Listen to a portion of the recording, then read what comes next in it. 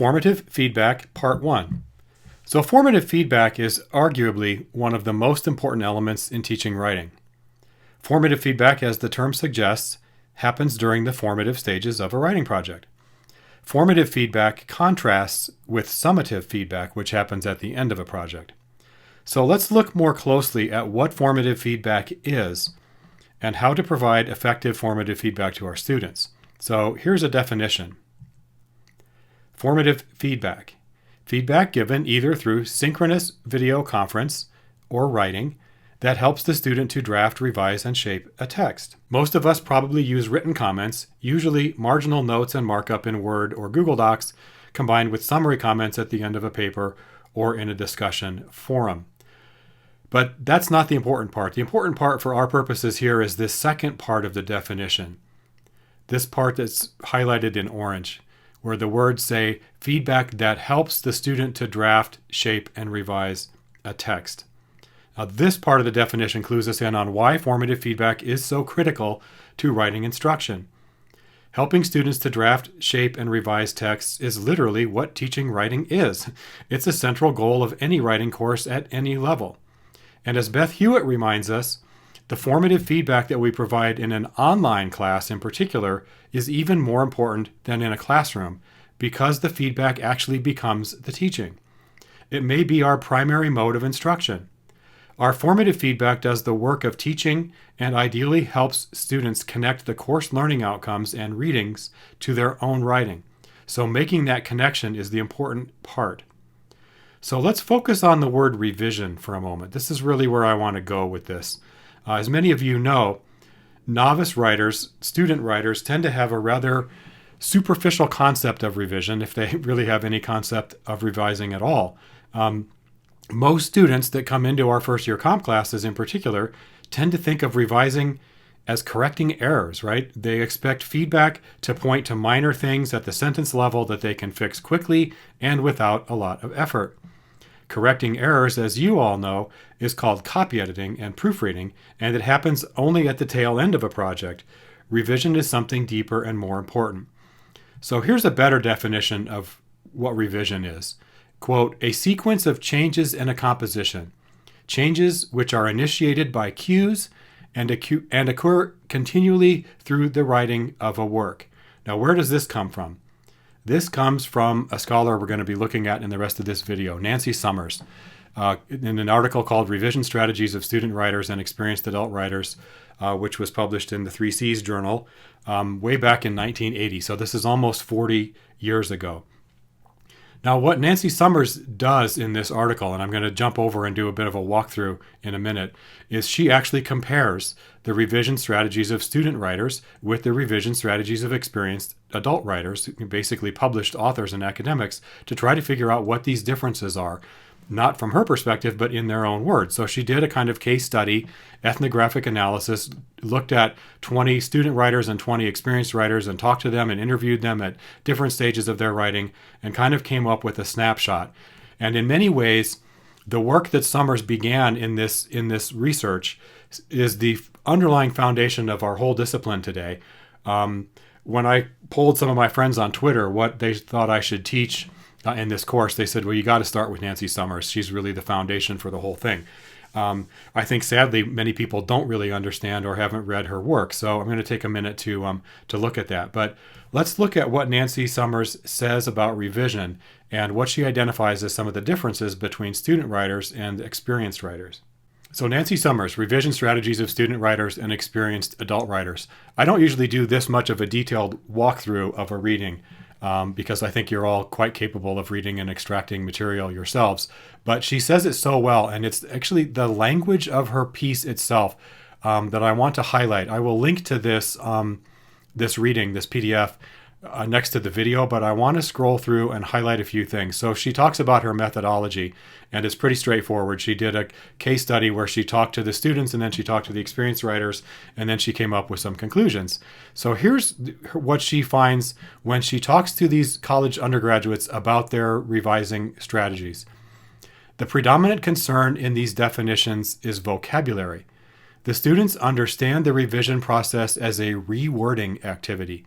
They do so because they perceive words as the unit of written discourse. That is, they concentrate on particular words apart from their role in the text. I'll scroll down here. The students place a symbolic importance on their selection and rejection of words as the determiners of success or failure for their compositions. When revising, they primarily ask themselves, can I find a better word or phrase, a more impressive, not so cliched or less humdrum word? Am I repeating the same word or phrase too often?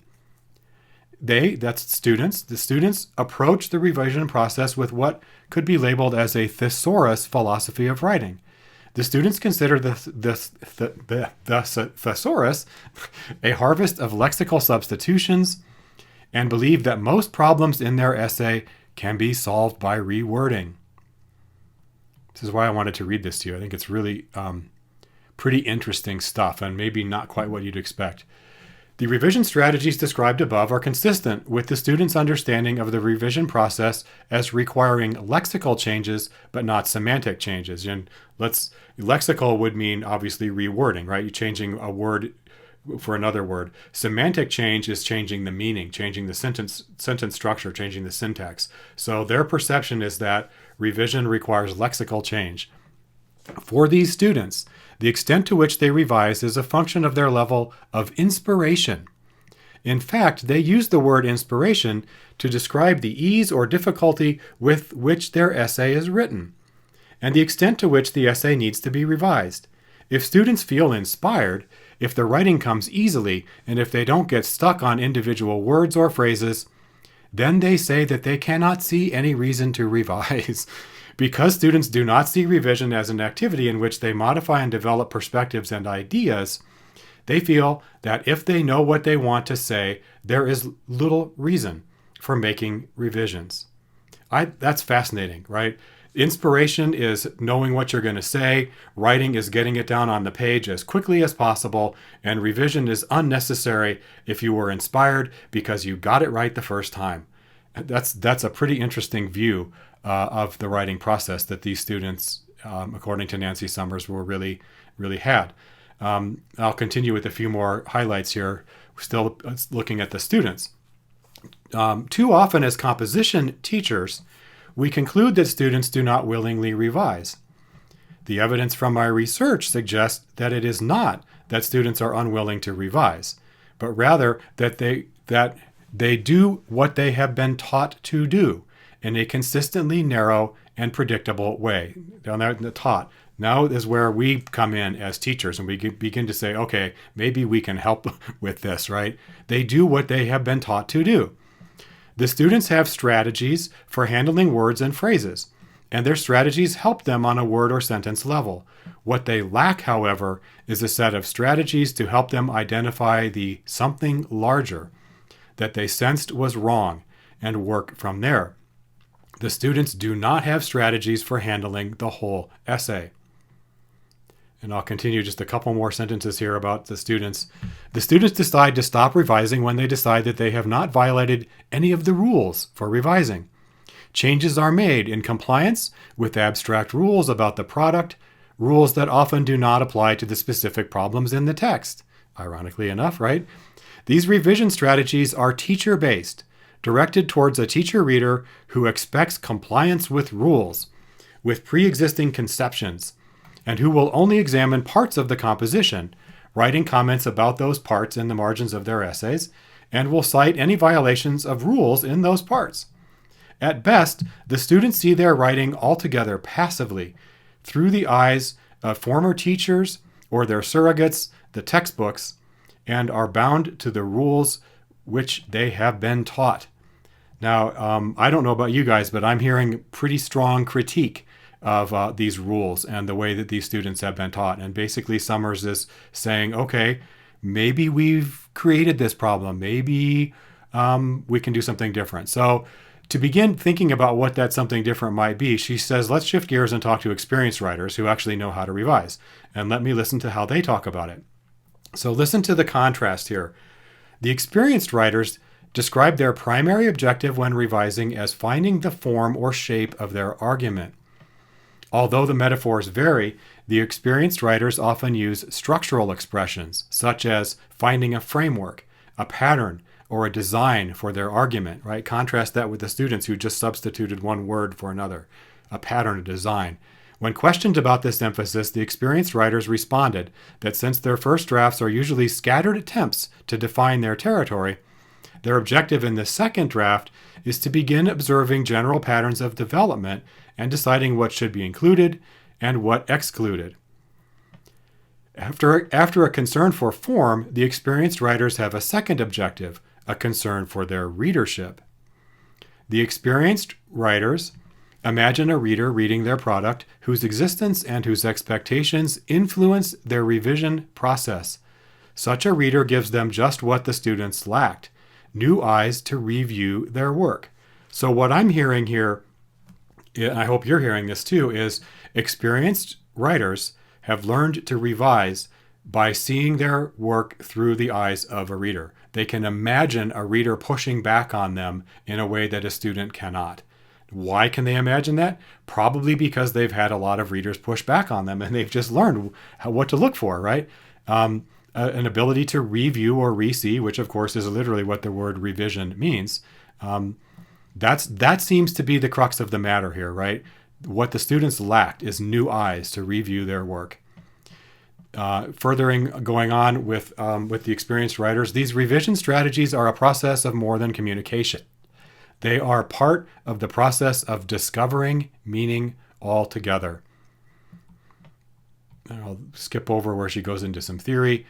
Unlike the students, the experienced writers possess a nonlinear theory in which a sense of the whole writing both precedes and grows out of an examination of the parts.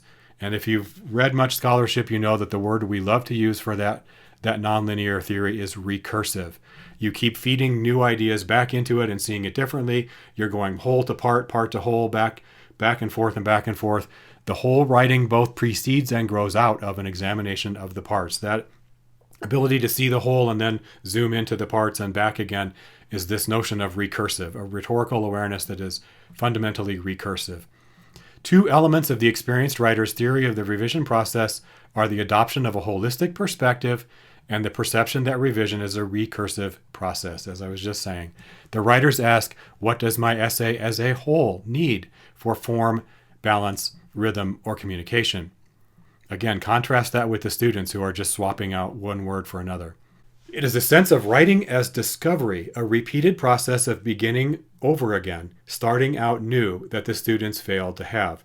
Now, please don't think that she's being dismissive or down on the students or blaming them. I think, in fact, she's blaming teachers for having created that. And I think why this is so important and why I spent some time reading some extracts from this essay is that she begins to show us, okay, if you want students to become more experienced writers, help them do what experienced writers do, which is that deep notion of revision as seeing the writing from the outside. So when you hear that from Summers, I want you to think about this from a couple of different perspectives as you begin thinking about your own formative feedback and both practicing it and reflecting on it. So one question is this: as a writer, put yourself back in the writer's shoes, which you are all doing. As a writer, how do you understand revision? What kinds of feedback help you revise more deeply and effectively? So look at it from that inside composing design process and think about, well, what helps me? Because if it helps you, it's probably going to help your student. Second question is this: as a teacher, how does Summers' view compare with your own experience? Those of you who have taught comp, have you seen this? Have you seen this same kind of rule-governed correction behavior? And then finally, the big question, which we're not going to answer yet in this video, but I want to hear your answers to over the next couple of weeks, and we'll look at Hewitt and some of the other things. But the big question is obviously where I'm going with all this is, how can we provide formative feedback that opens up that sense of writing as discovery? What kind of response will actually move students toward a more holistic view of revision? I think that's a really interesting question, and I think it's a pretty hard question. And I think Summers helps us begin to understand why that's the right question to ask, right? The contrast in her view between those novice writers and the experienced writers, that contrast could hardly be more stark and more dramatic. So as a writer yourself, as a teacher, as an instructor, as a peer in this class, think about these questions and then take them and go back to Beth Hewitt. Well, how does Beth Hewitt and her approach help us to answer these questions? What tools does she give us to move students toward this more holistic, deeper view of revision?